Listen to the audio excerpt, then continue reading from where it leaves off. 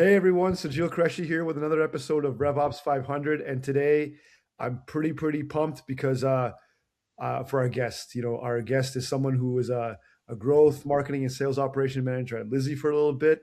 Now you can find them as a marketing ops manager at Digital Reach Online Solutions. They're a HubSpot partner in the ecosystem. Maarten Bovend'aerde, welcome to RevOps 500, sir. Thank you, Sajeel. How's it going? Yeah, And again, thanks for the pronunciation of the last name. I know it's a tricky one, but it's pretty damn good. hey, you're talking to a guy named Sajeel Qureshi over here. Not too many of those There in you Canada. go. There you go. What I expect. Yeah. Anyways, Maarten, so we'll start this right off. What is your biggest mistake? My biggest mistake. Oh gosh, I'm sure there's a few. There's definitely been a few learning experiences. I think the biggest mistakes, multiple, have always revolved largely around the same principle of going down rabbit holes, over engineering, over complicating things that could be simpler. I think that's definitely, again, from looking at myself early on in the career, that's a typical thing you'd run into. Bit of the trying to fix something that doesn't need to be fixed. I think the one that comes to mind the most is, so when I first started more freelance revenue operations, I was kind of going from scale up to scale up, working on some of these projects. One of them being going into a CRM and the source tracking is messed up. We don't know where leads are coming from. We need to fix this. All right, great. Very typical, RevOps use case. We get right into it, start fixing things, start making sure that all of our platforms are integrated and our referral sources, all of that. And then we get to a pretty good point where we have an idea of where our leads are coming from the different sources. Now, unfortunately, that's when we started getting into rabbit holes, right? Where I think also the leadership team there saw a bit of a shiny object, like, ooh, we're getting a lot of insights here. Let's get more granular. Let's get more information. Let's not just see which campaign a lead come from, but which specific ad they clicked, and from which referral partner, what additional information can we get? And that project ended up taking way longer than it should.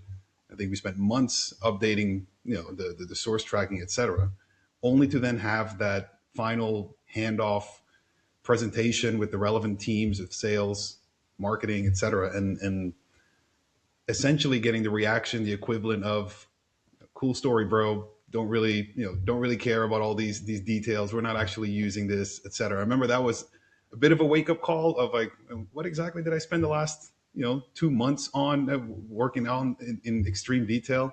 And so I think that's just one of those. It's a good example. I think of it quite often still of, don't over engineer it. Like, try to catch early if what you're working on is actually useful, is actually improving, you know, um, business KPIs, or are these vanity metrics that we're optimizing? And so I think that's a main one that comes to mind. And I think there's a lot more stories where that came from that are in that same realm. Yeah. So you think like the whole idea of going into something with like and getting too much information or getting too like you said over engineering. So it's Yeah. almost like you spend too much time uh, building out like a report or building out metrics, and Yeah. then to the point where it's like, oh, that's interesting. Thanks for letting me know, and it doesn't really drive growth in the business or Exactly. Yeah. can't It's produce all something. about priority setting, right? And I think this is something that, and now I'm working a lot with clients through digital reach, and that's typically like a first thing in the whole process of any new project is priority setting. What are nice to haves? What are need to haves? What are revenue blockers versus what is just you know cosmetically not looking great? Our CRM's a bit of a mess. Okay, but is it accurate? Yes. Okay, then we would want to fix that. That's a nice to have, but that's not a blocker. That's not a main priority, right? Main priorities would be, are your leads coming in correctly? Are there any big fall off points, right? Where leads are falling out of the pipeline? Does sales know how to prioritize leads to go after? Does marketing have enough insights to optimize their campaigns? Like, those are those key questions, right? And then, if a certain report looks a little messy and we can clean that up, great. But again, making sure that the priorities are straight, which So then. how do you so Mhm. how do you go from over engineering to and not do under engineering and then kind of be in that sweet spot where it's not too much or it's not too little? What's the secret? I think I don't think it's a secret. It's one of those things where it's, again, as simple as always better, of just having those core questions, right? Of, hey, if we do this, will this impact revenue? And asking those super basic questions. Are we going to close more deals if we do this? Taking that example of the source tracking, right? Like, hey, we know where our leads are coming from. If we know, if they came from an event and we know exactly at what time, if they're an afternoon or a morning registrant, would that impact how sales is going to reach out? Is that going to impact how we follow Mm. up with them afterwards? If the answer is no, then let it be. We don't need to know that. It's nice to have, right?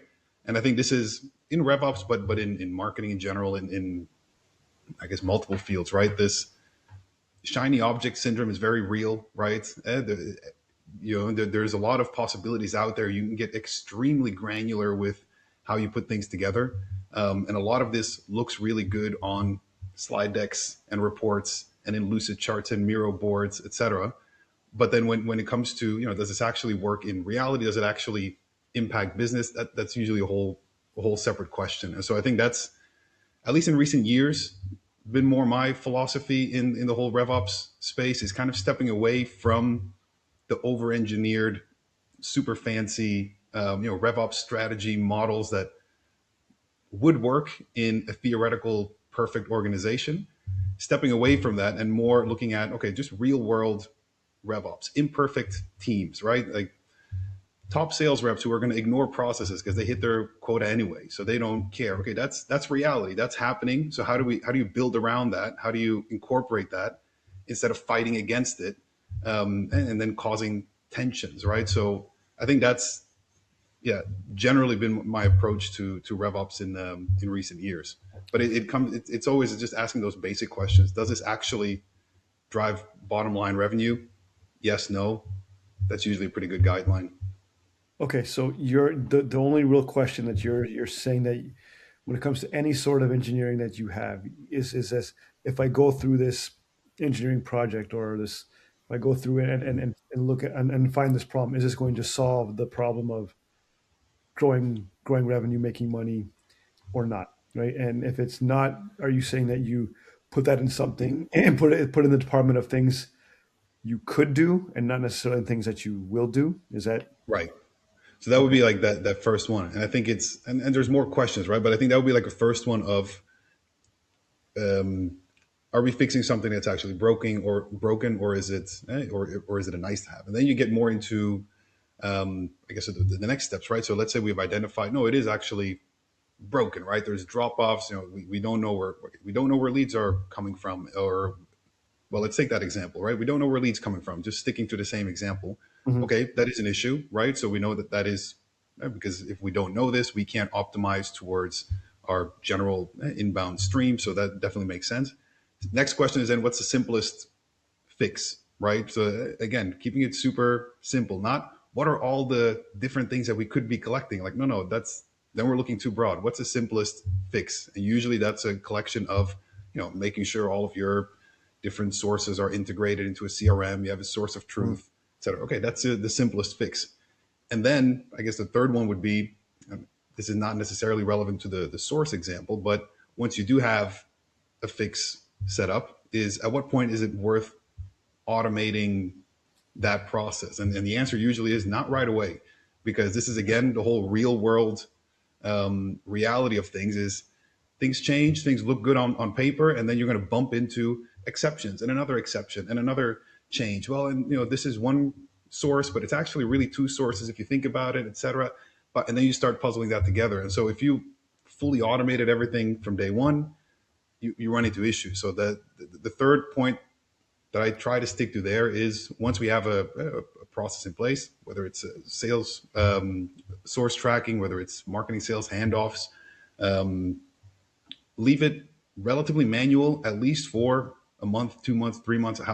This is a bit subjective, but let it run. See what the exceptions are. Take notes, right? Don't immediately jump on every exception and build around it either, right? Just let it run, gather input, and then optimize it. Once you've kind of hit a stable process, right? Whether it's the incoming leads, whether it's sales handoffs, etc. Once that's stable and there's no more exceptions, or every type of exception is accounted for, great. Now let's look into automating this. At that point, we could even look into how can we expand on this? How could we get more source information, right? But it's important you do that at the end, not in the very beginning. But I mean, do you really have the?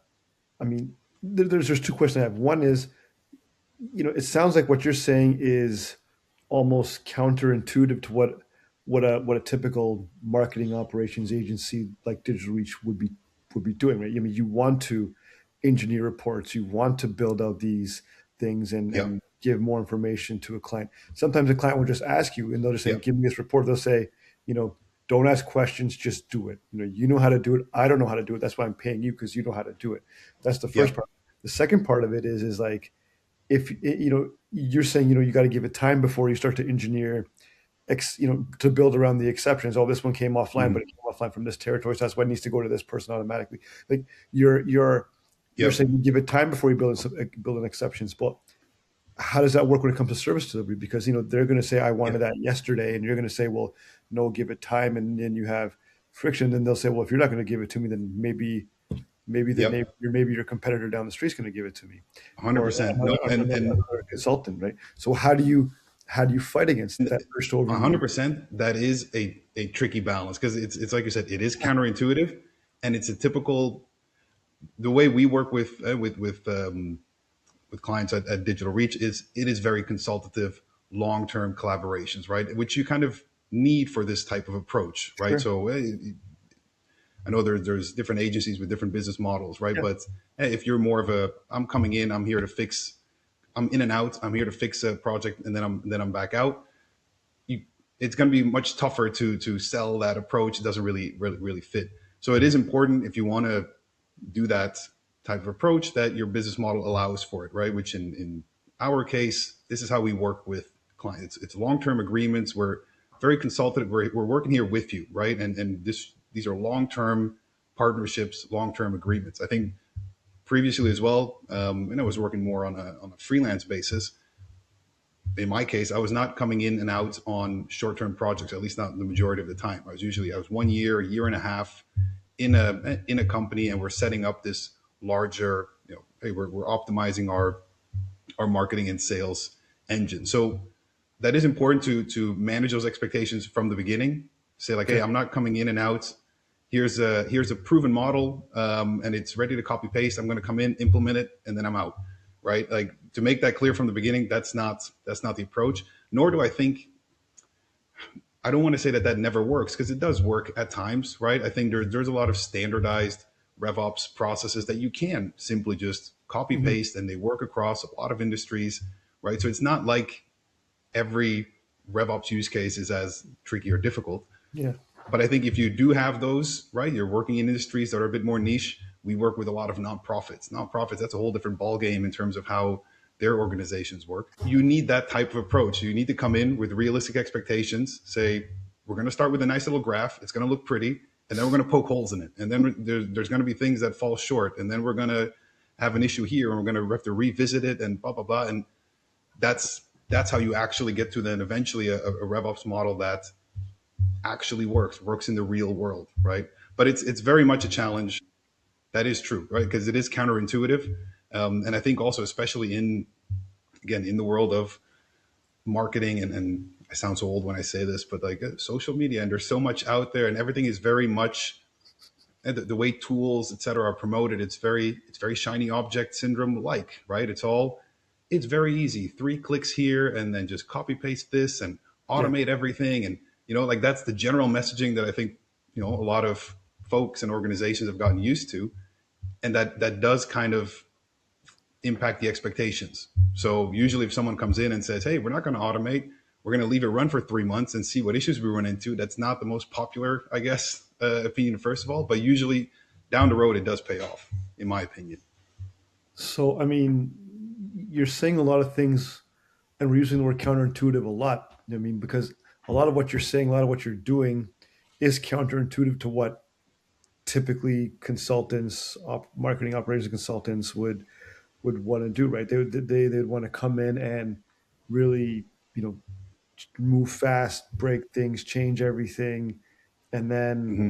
and just kind of account for every situation to make sure that they're they're fully utilized and they're working and everything like that. Whereas it sounds like what you do is you come in and you maybe solve like the main problem, or maybe what you've learned from your mistake is that you solve the main problem and then Hmm. you let it breathe for a while, and then you see what to tweak here and there after you let it go for a bit. But what you don't do is you don't pause the game and fix everything or make a rush to fix everything, and then Yeah, it's yeah. I interesting. think Most people don't do that. it's adjusting again, adjusting to real life. Like another good approach, for example, and this was again when I was working freelance. I did this Mhm. twice, where it was more of a sales operations or optimization project, right? Hey, we just want to optimize the way sales are handling leads, right? We have good lead income, conversion rates are not great. How can we optimize it? And then there's two ways to go about this, right? One is the outsider who comes in with a brand new model and then getting everyone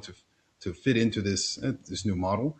Another approach, and this worked in two separate startups, was chatting with the sales team, who are the top performers. There's usually one, two, three that stand out.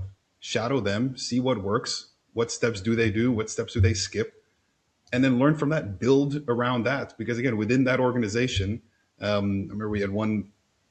There was one team where we came a sales team of around 10 people.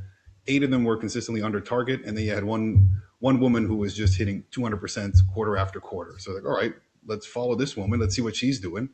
Very interesting, right? She's skipping certain parts of the qualifications. This is not really relevant. I don't really ask these questions. I skip right over here. Okay, and then there was the lead intake that view that she had. I'm like, all right, what are you looking at? She's like, I skip all this. I just look at how many decision makers are there and how many employees do they have. That's it. I'm like, all right, interesting. So there's a lot of, and so kind of shadowing and seeing what works in this organization. In this case, it was a lot of over-engineered data, too much that we just needed to cut out. We needed to simplify it so other sales team members could follow suit, right? And again, build around that. And it's a similar approach in the sense that it's you come in and you build around what works. You build around what works in a specific organization versus I've got this model. I'm going to come in with my RevOps degree or whatever that may be and tell everybody how to do their job. And so I think that bit that reality check, that ego check of let me go in and see, the people who are actually driving results here, how they do it, and see how we can help others build around that, as opposed to, bringing in predefined models that works.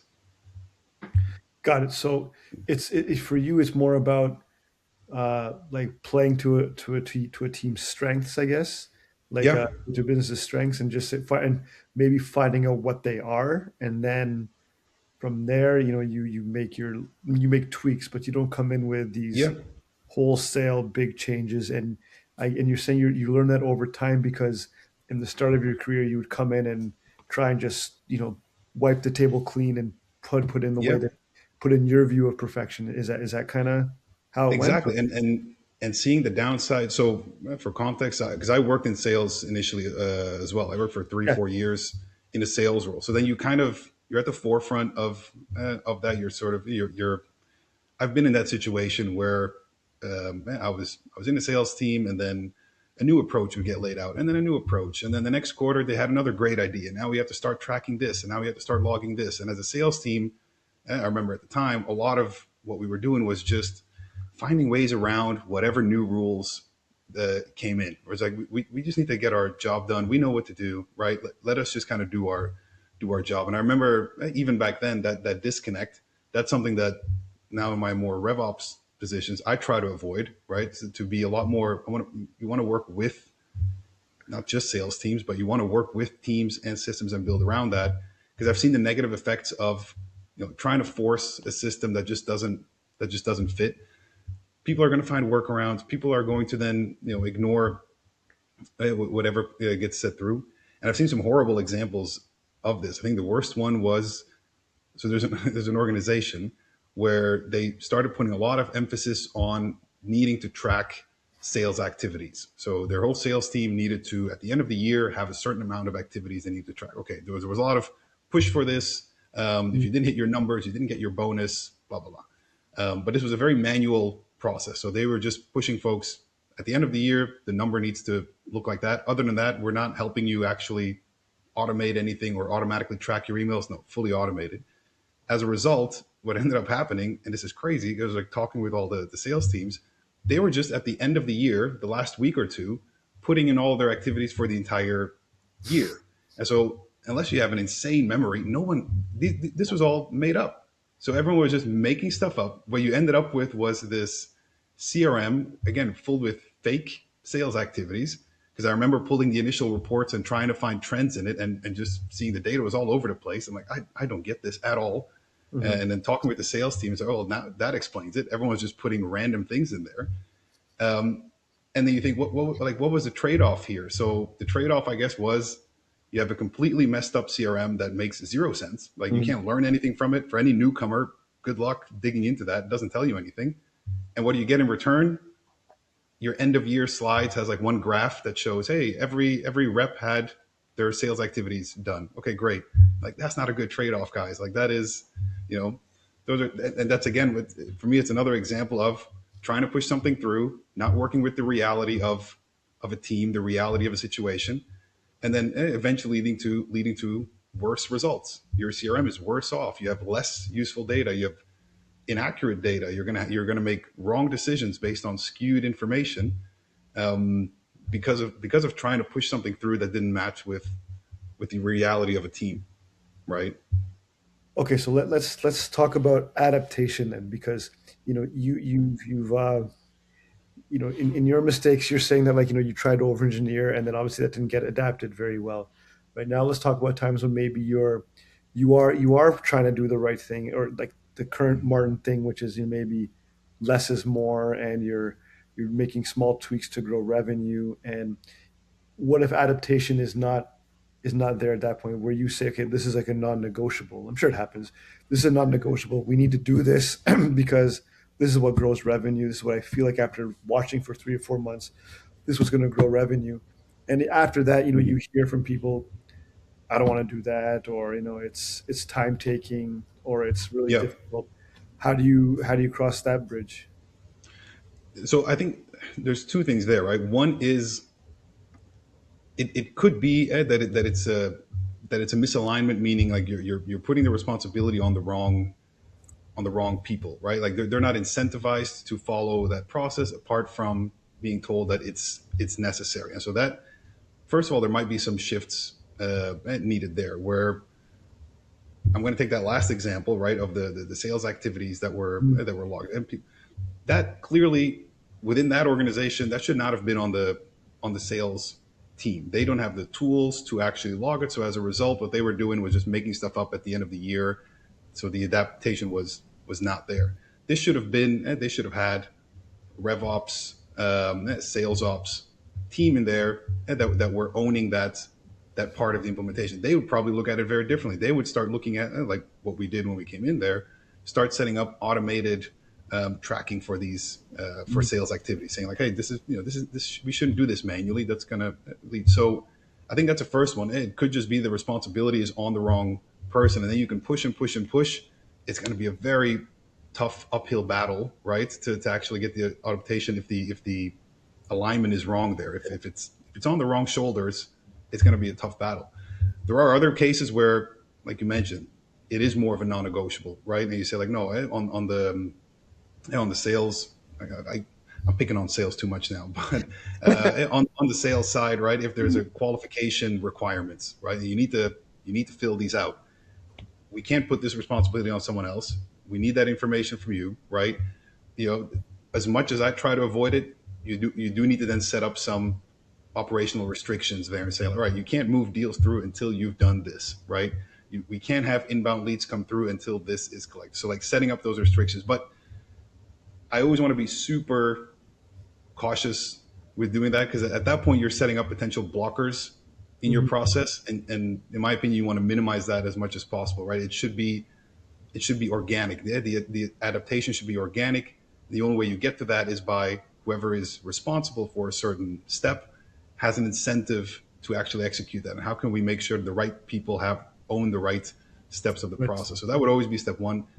there is always then that other option of, right, at one point you just have to push it through, right? And then we might need to start setting up some restrictions. But that again, I want to be I always want to be super cautious about doing that. Again, I've worked in sales processes where you hit blocker after blocker, and you want to move lead through, but you can't because this contract first needs to be uploaded there, and and you're just, it slows the whole business down. At that point, it's a net negative, which you definitely want to avoid. Yeah, but it's a balance.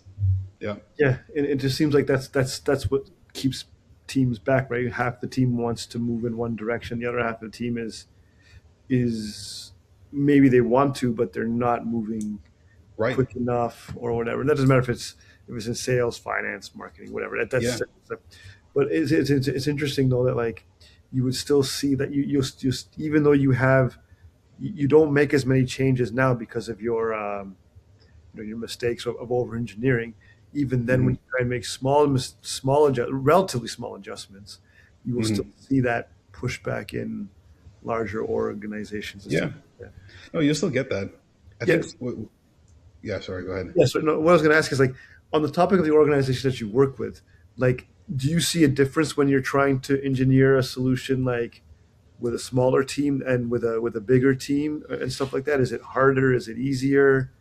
Um, Oh, yeah. what, No, this is, and I think this is the benefit. So with digital reach and digital reach as a um, essentially like we're two brands. It's the digital reach and the nonprofit tech shop. And as the name suggests, nonprofit tech shop, it's all nonprofits.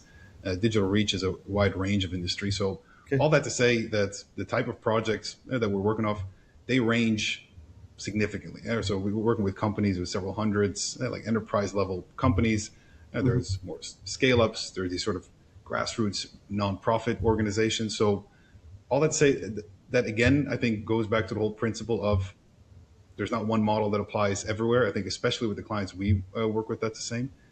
To get to your question, yeah, I think one, it is. I find it's a lot easier to work with companies or situations or organizations that are in those earlier stages that don't have a massive tech stack, right? That are Mhm. open to input. That's obviously a much easier Blank canvas. start. Yeah, yeah, more of a blank canvas, right? Whereas these large organizations that say, no, we have HubSpot and Salesforce, and then we have Sales Loft linked to this, and then we have our ABM tool, and we have all this, and we have subscriptions, so we can't not use them, right? And then, yikes, that before you know it, that becomes a tough situation. Saying like, hey, I think we should ignore this tool that you're paying tens of thousands of dollars a year for. Tricky, right? So I think those are definitely tougher to have, but yeah, not impossible, right? It just it takes a lot more of back and forth, but it's definitely a benefit of getting to this early, being in those earlier stages, those growth startups, scale ups. When I was freelancing, that was my primary focus. It was sort of those Series A startups, right? They had an initial model, it worked. Usually, it's some Google Sheets and Zapiers. That's pretty much it. Mhm. And now they got some investment funding, and they want to really grow and scale. That's for me. That's a sweet spot. That's when you come in. There's funds, there's resources, there's growth ambition, and then you can set everything up from the start. It's a lot harder to do when there's a whole tech stack you have to work around and integrated systems. The last thing I would say on that though is I think when it comes to like these established organizations, right, with existing tech stacks, et cetera, that is where you can then lean more into the let's focus on one or two processes that work and build around that, right? Because there is going to be more of an established history there. So that example of that sales rep that was hitting 200%, that wasn't one of those larger organizations, right? Where she'd been there for years. She'd kind of figured out the system. So there is that added benefit of, there's an approach that works that we can build around, right? And you still have the obstacles of tech stack that we need to work in there, et cetera. But you do have that added benefit, which you don't have as much in the, we're just starting out. We got an initial process that works, and now we need to blow it up. There's a lot less history to work with there. Yeah. Yeah. So and now I'm even more curious, right? Because you're saying in your mistake you over engineered things, right? So when you over engineer something, that's usually probably I'm guessing that happens in like and now because of the over engineering, you slow down and you take more time to do things. Hmm. However, with a smaller company with like a blank canvas, they're going to want you to start doing stuff right away. They want to see the ROI on hiring Digital Reach or Martin or Yeah, whomever, and maybe the team that is more established can give you that time, but they yeah, don't have the flexibility to really do anything because they're so set in their own ways, right? So how do you? I yeah. mean, you've got two very different sorts of things there, and the lesson that you learned is almost contradicting what your favorite organizations to work with, or the different organizations you Yeah. work with are. How do you deal with all this Well, counterintuitivity? I guess because I don't see it necessarily as something that slows it down, because you're absolutely right. In those smaller organizations, you have a lot more often that mentality of move fast and break Yeah, things, right? And I think you can 100% do that without over engineering. So for me, those are mutually two exclusive. separate things where it's like, hey, we're moving quick. We're building something. We're going to see if it works. If it doesn't work, we're adapting in 2 weeks, and we're going to change something else. We work in sprints, etc. So I guess from that, I look at it more from that perspective. It's like those are two separate things. The speed is higher. The speed is also higher because we're not getting into the rabbit holes immediately, right? We're just, we're setting up our basic lead source tracking, sales handoffs, right? Marketing reporting. We're getting our basics in. Oh, if we need to change it in 2 weeks, we can. We're not tied down to a whole robust system that we need to now completely reimagine. Like, no, we can just change. And that's where, again, that whole element of at what point do you automate, et cetera. It's once you have a stable process, right? Because then once you have a fully automated process, then it becomes a lot harder to shift things around. Yeah. Makes sense. So, Martin, where can tell us more about Digital Reach and the things that you're working on? Sure. Yeah. So Digital Reach and Nonprofit Tech Shop. So we're a HubSpot Diamond partner. We work with a lot of HubSpot based solutions, everything from marketing, web projects, custom solutions. Big focus on, I guess, what you would call non-typical industries, right? I think based on what we talked about as well, that's really been our specialty. Is it's not copy paste models. It's very custom. It's very, let's figure out your organization and how it works. So that's a lot what we work on, again, from a marketing web systems standpoint, and yeah, with a big focus on nonprofits, which is kind of its whole separate world of requirements and needs. So yeah, that's a bit what we do. And me myself, I'm heading up the marketing and marketing operations side of it. Yeah. Yeah. And where can people learn more about you and get in touch with you? So there, I mean, obviously you can reach me on LinkedIn, right? I have a bit of a tricky last name, but Martin with two A's and then Bovend'aerde, bit of a tricky one, but you'll find me, Digital Reach. We also have our own little podcast that we've started, the RevOps Loop. That's me and my colleague Stepan. We chat about RevOps stuff on a weekly basis. We also review beers there. It's just kind of like this casual, just chatting RevOps. It's a good time. So yeah, I would say there, Digital Reach, Nonprofit Tech Shop. Hit me up on LinkedIn, and then the RevOps Loop podcast with Stepan and myself. Yeah, so for anybody listening, the RevOps Loop is a really well-known podcast. You can catch it on, I believe it's on Spotify as well. I mean, it's everywhere. Spotify, Apple. Wherever you get your podcast, you can get it. Digital Reach is online. Get them there. You can get Martin on LinkedIn. Martin, this is a great conversation. I mean, Loved it. I Yeah. haven't I haven't heard a lot of people say that, like, especially in our world, that people say that the over engineering is a problem, and you're Mm. kind of like it's kind of like you're doing the exact opposite of what most marketing operations people do, right? Where they kind of over engineer a system and give too much information that people it's just kind of way over the head or under the feet of Yeah. whoever is kind of like reading it. So thanks for the unique perspective and for coming on and jamming with me about it today. Appreciate that, Sajeel. Yeah, it was great. Thanks for having me. And if anyone listening, if you liked it, give it a comment. If you want to listen to some more, yeah, we got some more episodes online. Martin, thanks again for coming on, and this has been another episode of RevOps 500. Thanks, everyone.